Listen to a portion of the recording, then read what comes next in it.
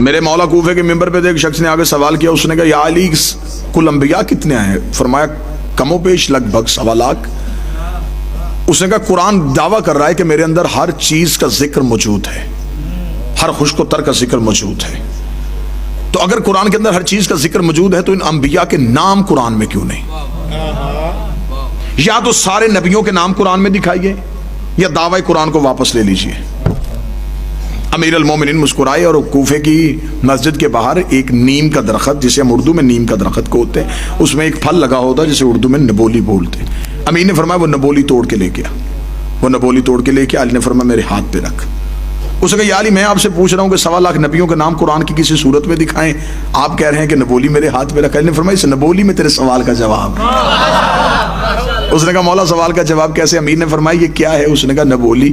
امام نے فرمایا اگر اسے میں تھوڑی سی ریت ہٹا کے یہیں دفن کر دوں تو یہاں سے اسی نبولی سے ایک پورا نیم کا درخت نکلے گا؟ اس نے کہا بے شک مولا نکلے گا۔ فرمایا اس کے اندر ایک پورا درخت چھپا ہوا ہے، اس کے اندر جڑ ہے، تنا ہے، پتے ہیں، دکھا۔ باہر سے تو آنا نہیں، آئے گا تو اس کے اندر سے، دکھا۔ اس نے کہا مولا ایسے نظر نہیں آئے گا جب تک زمین کے حوالے نہیں کریں گے۔ امام نے فرمایا واپس چلا جا، قرآن تب تک سمجھ میں نہیں آئے گا جب تک وارث کے حوالے نہیں۔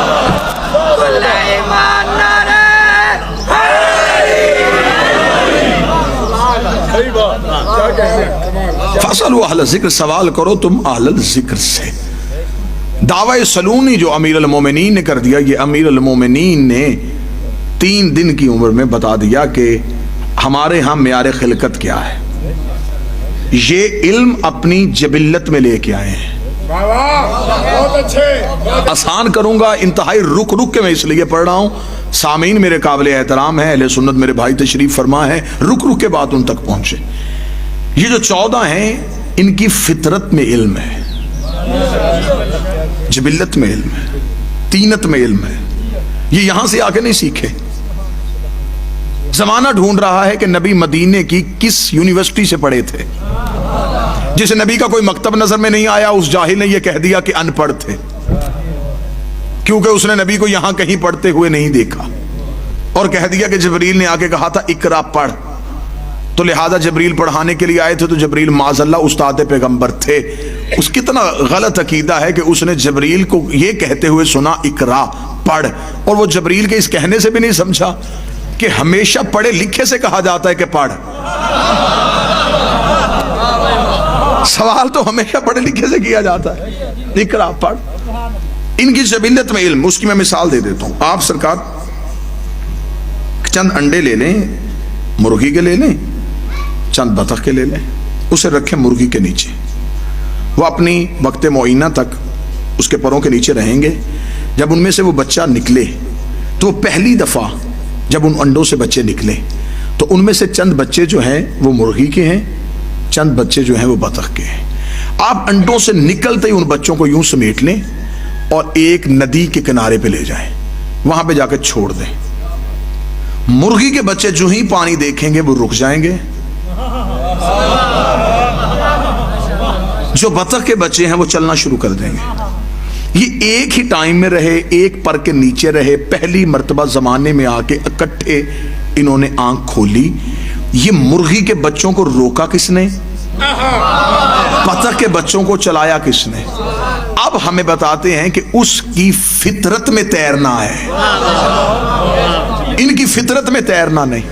یہ جو 14 ہیں یہ جبلت میں علم لے کے آئے ہیں، یہ فطرت میں علم لے کے آئے، انہوں نے زمانے سے آگے نہیں سیکھا، انہوں نے زمانے سے آگے نہیں پڑھا۔ لوگ کہتے ہیں کہ جس طرح ہم دنیا میں آئے ہیں ہماری ارتقاء کی منزلیں ہیں، ہمارے ہاں یہ ہوتا ہے کہ ہمارے ہاں نطفہ ہے، نطفے سے خون ہے، خون سے لوتھڑا ہے، لوتھڑے سے جسم ہے، جسم کے بعد بچپن ہے، بچپن کے بعد جوانی ہے، جوانی کے بعد بڑھاپا ہے، بڑھاپے کے بعد موت ہے۔ یہ ہے ارتقاء کی منزلیں۔ 14 ان منزلوں میں نہیں آتے۔ کوئی عقیدہ میرے ساتھ ملے نہ ملے، میں اپنا حق بیان کرنے لگا ہوں، وہ ان منزلوں میں نہیں آ سکتے، وہ آ ہی نہیں سکتے ان منزلوں پہ۔ وہ تو ان کی مہربانی ہے کہ ہمیں سمجھانے کے لیے ہم جیسے بن کے آ گئے، یہ تو ان کی کرم نوازی ہے کہ وہ ہمیں سمجھانے کے لیے ہم جیسے بن کے آ گئے۔ اگر وہ اپنی اصلی حالت میں آ جاتے تو شاید زمانے کی وہی حالت ہوتی جو طور پہ موسیٰ کے ساتھیوں کی ہوئی۔ یہ یہ تو ان کا کرم تھا، یہ تو ان کا فیض تھا، یہ ہمیں سمجھانے کے لیے ہم جیسے بن کے آ گئے۔ اب جب جس نے اپنے جیسے دیکھا اس نے کہا جی بشریت کا لبادہ تھا، ہماری طرح ہاتھ ہے، ہماری طرح آنکھیں تھی، ہماری طرح کھاتے تھے، ہماری طرح پیتے تھے، ہم میں اور ان میں فرق کیا ہے؟ وہ تو ہماری طرح حقیقت میں نور تھا، باہر بشریت کا لبادہ تھا، لبادہ بشریت میں چھپا ہوا ایک نور تھا۔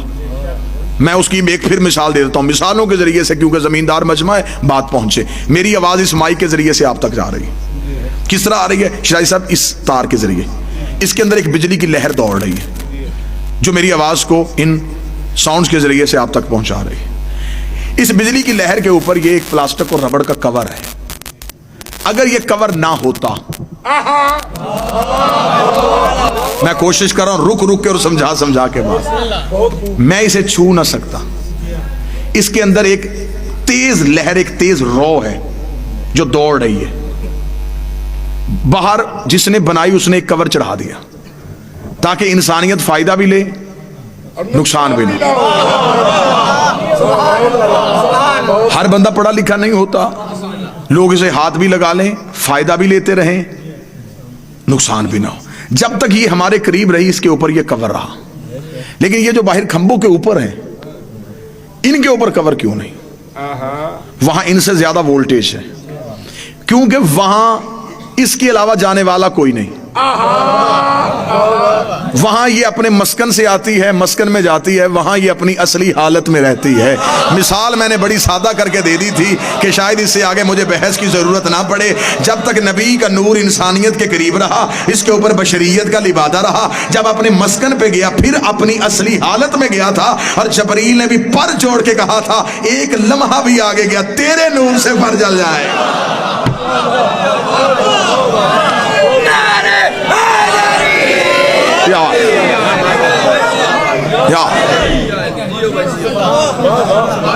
اول ما خلق اللہ نوری، سب سے پہلے اللہ نے محمد کے نور کو خلق کیا۔ انا وعلی من نور واحد، میں اور علی ایک نور سے خلق ہوں۔ مجمع سے کہ بندہ اٹھ کے کھڑا ہوا، اس نے کہا اللہ کا نبی تیرا یہ نور کب سے ہے؟ فرمایا جب کب نہ تھا، جب نہ جب تھا، نہ کب تھا، نہ گھڑی تھے، نہ گھڑیال تھے، نہ دریا میں روانی تھی، نہ سمندر میں طغیانی تھی، نہ بادل میں شور تھا، نہ ہوا میں زور تھا، نہ کلیوں میں چٹک تھی، نہ پھولوں میں مہک تھی، نہ سبزے میں لہک تھی، نہ آگ میں دمک تھی، نہ ہیرے میں چمک تھی، نہ لیموں میں کھٹاس تھی، نہ کند میں مٹھاس تھی، نہ پہاڑوں کی اونچائی تھی، نہ غاروں کی گہرائی تھی، نہ ہاتھی میں جسامت تھی، نہ چیونٹی میں قدامت تھی، نہ خرد کی خبر تھی، نہ عشق کی نظر تھی۔ پھر تھا کیا؟ ایک لا الہ کی ہستی تھی، ایک الا اللہ کی مستی تھی۔ ہائے ہائے، کچھ نہ تھا،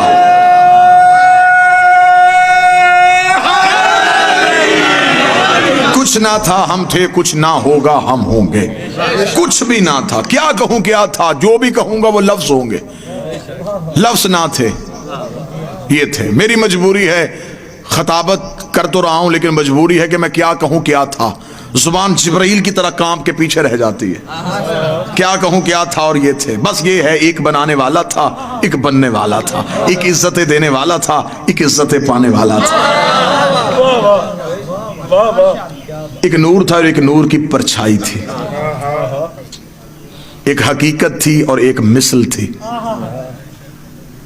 یہ توحید کی مثلیں ہیں۔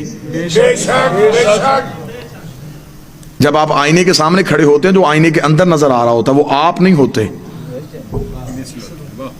آپ کی مثل ہوتا ہے۔ آپ ہاتھ اٹھاتے ہیں وہ بھی اٹھا لیتا ہے، آپ مسکراتے ہیں وہ بھی مسکرا دیتا ہے، آپ بیٹھتے ہیں وہ بھی بیٹھ جاتا ہے۔ آپ اس سے بھی زیادہ خاموش ہو، نتیجہ دینے میں مجھے اتنا لطف آئے گا کیونکہ آپ کا تجسس بتا رہا ہے کہ آپ گہرائی تک جانا چاہتے ہیں۔ شیرازی بادشاہ، وہ جو اندر ہے وہ سب کچھ وہی کرتا ہے جو باہر والا کرتا ہے۔ کیوں کرتا ہے؟ اس لیے کہ اندر والے کا اپنا ارادہ کوئی نہیں ہوتا، اندر والا وہی کرتا ہے جو باہر والا کرتا ہے۔ توحید نے انہیں اپنے عکس، اپنی پرتو بنا کے زمانے میں بھیج دیا۔ خدا نے بتایا اب ان کا اپنا ارادہ کوئی نہیں ہے، یہ وہ کہتے ہیں جو خدا کہتا ہے۔ اس لیے خدا نے کہہ دیا وما ينطق عن الهوى إن هو إلا وحي يوحى، میرا حبیب یہ جو بھی بولتا ہے تو نہیں بولتا، تیرے اندر میں بولتا ہوں۔ کنکر رسول نے پھینکے، خدا نے کہا یہ اس اس نے نہیں پھینکے یہ میں نے پھینکے، بیعت نبی نے کروائی، خدا نے کہا اس نے نہیں کروائی یہ میں نے کروائی ہے، بولا رسول تھا خدا نے کہا میں بولا ہوں، کنکریاں رسول نے پھینکی خدا نے کہا میں نے پھینکی ہے، بیعت نبی نے اپنے ہاتھ پہ کروائی خدا نے کہا میرے ہاتھ پہ ہوئی ہے۔ اس کا مطلب ہے جو غدیر پہ علی کی امامت کا اعلان ہوا ہے یہ بھی رسالت نہیں کر رہی بلکہ خود توحید کر رہی۔